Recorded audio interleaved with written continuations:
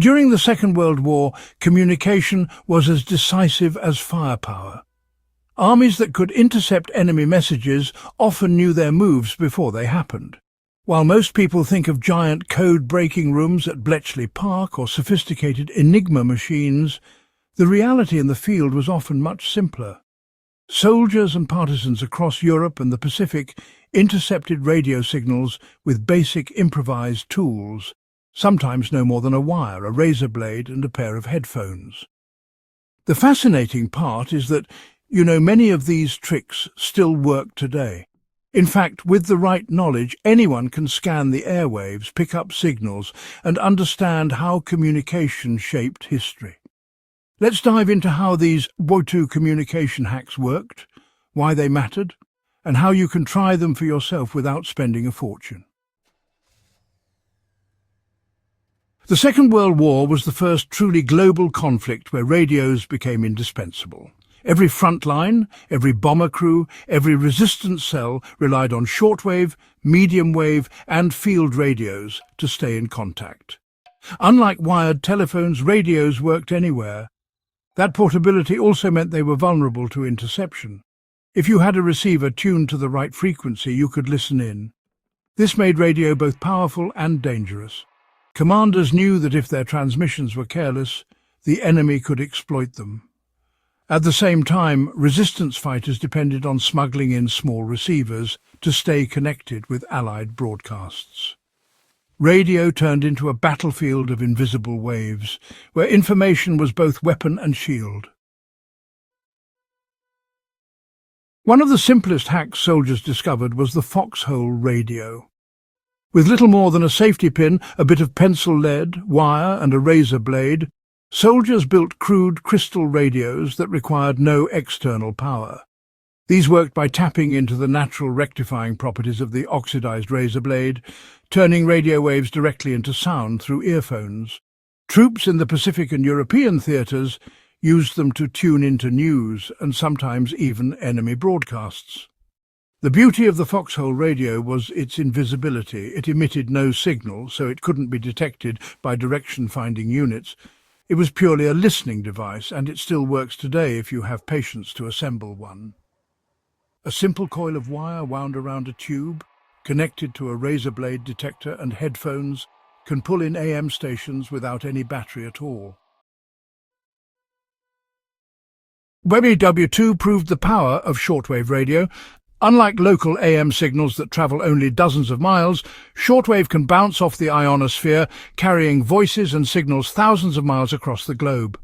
This is how Allied broadcasts reached resistance groups deep in occupied Europe. Farmers in Poland or France could secretly tune into London or Washington to hear coded phrases telling them when parachute drops or sabotage missions would take place. Even today, shortwave remains a tool for anyone who wants to intercept signals without relying on the internet or phone towers. With a basic shortwave receiver, you can still hear weather reports for ships, international broadcasters and amateur radio operators. WWII listeners had to learn patience and precision in tuning, skills that remain valuable for modern hobbyists. Military intelligence units often carried nothing more than portable receivers. Just a bit more advanced than a civilian set. German and Allied troops alike used them to monitor enemy chatter, sometimes catching careless transmissions that revealed troop movements.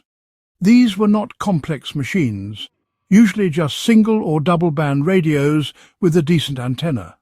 The trick was knowing where to listen. Soldiers rotated tuning dials slowly, scanning for voices in foreign languages or unusual bursts of Morse code. Once intercepted, messages could be logged and passed to codebreakers.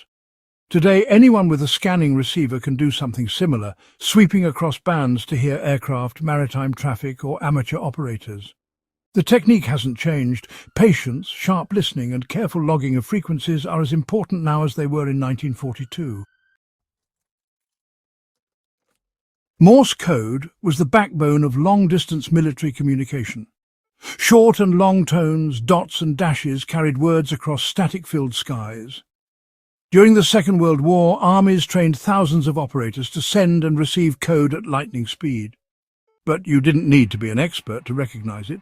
Resistance fighters who intercepted Morse didn't always translate it themselves, they just recorded the pattern and passed it to Allied handlers. The hack was knowing that Morse meant information, even if you couldn't decode it personally. Today, with free software or even by hand, anyone can learn to decode basic Morse from a shortwave set.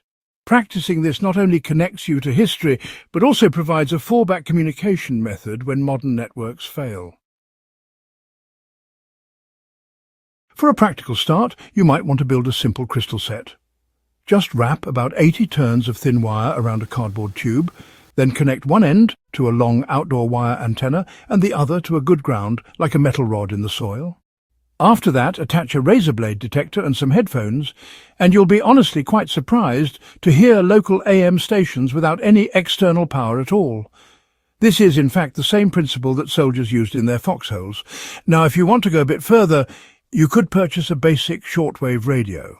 Try tuning between 3 and 18 megahertz at night when, atmospheric conditions really favour long-distance reception. You'll hear international broadcasters, amateur operators, and sometimes even weather and utility transmissions. Just as in WWII, careful tuning and logging will help you identify patterns. For scanning broader ranges like air traffic or local services, small handheld SDR, software-defined radio, units are now affordable.